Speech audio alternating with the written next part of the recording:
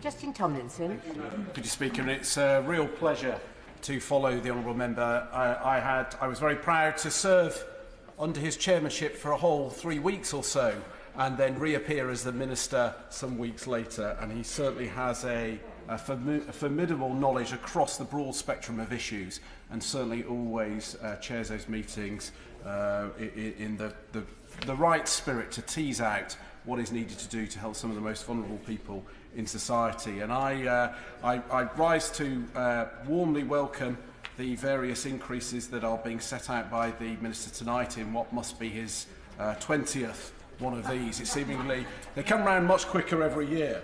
And I just wanted to focus on a couple of very quick things. First of all, on disability benefits, having been the Minister for Disabled People, that I welcome that we are delivering record funding to some of the most vulnerable people in society, and we are getting better at delivering support to those most in need. For example, under personal independence payments, you are now 6 times more likely to get the highest level of support if you have a mental health condition than under the old legacy benefits. But I want to say that as welcome as the additional financial funding has been, we also, with the one eye on the white paper coming forward, need to look at the wraparound support that is provided. And with disability benefits, you are assessed, you are awarded for a fixed period of time a level of financial support.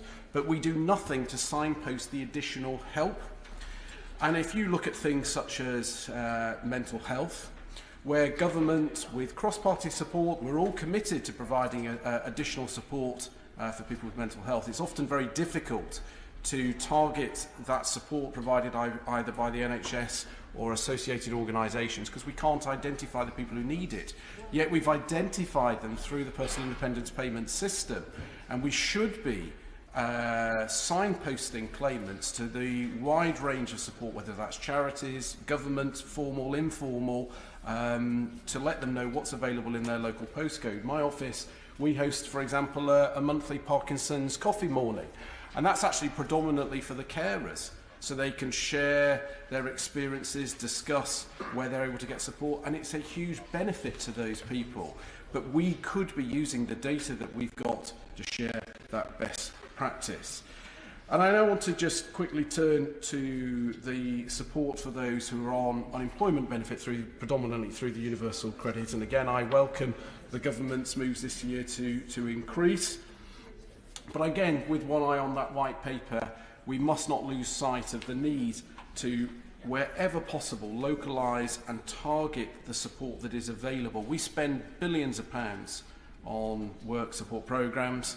They are national contracts set across different regions of the country, and therefore you could only get the generic offerings getting them. We need to set aside some of that money to empower the work coaches in the job centres to be able to commission support in the local area where you have those smaller organisations that can unlock people's undoubted potential to get them to their first step onto their careers. And we also need to look at the fact that we lose around 300,000 people a year from the workplace through changing health conditions. One of the misconceptions around disability employment, and our government has a fantastic record of delivering record disability employment. Our target, we've exceeded the target of 1 million more disabled people in work. We're on something like 1.4 million now. But the vast majority of people who have either a disability or long-term health condition will develop that during their working age.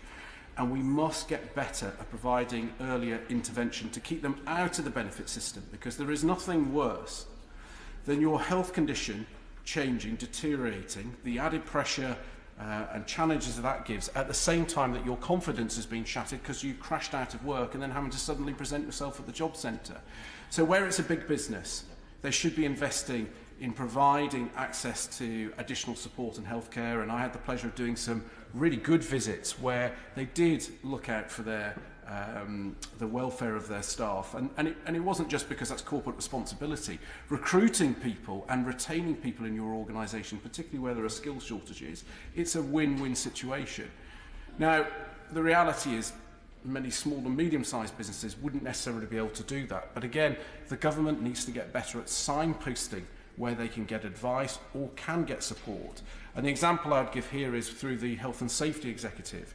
We are world leading on the safety side. The HSE are respected across the board and command huge fees from international countries and companies to get best practice from the UK. That's the safety part of their title. We need to do the same on health. And if we can get that right, fewer people will then have to rely on these announcements each year around those annual uprating and counting those pennies, because they will have their best chance to improve their lot by being in work. And finally, just to pick the Shadow Minister up a little bit on something when we talk about pension poverty. 23 years ago, I was very proud to be first elected in Swindon, and the beginning of my political journey. Here I am now as the MP for North Swindon, and my first election was on the back of a 75p rise in pensions. So that is a light year away from the triple lock that has delivered some £2,400 more in cash terms for pensioners on fixed incomes.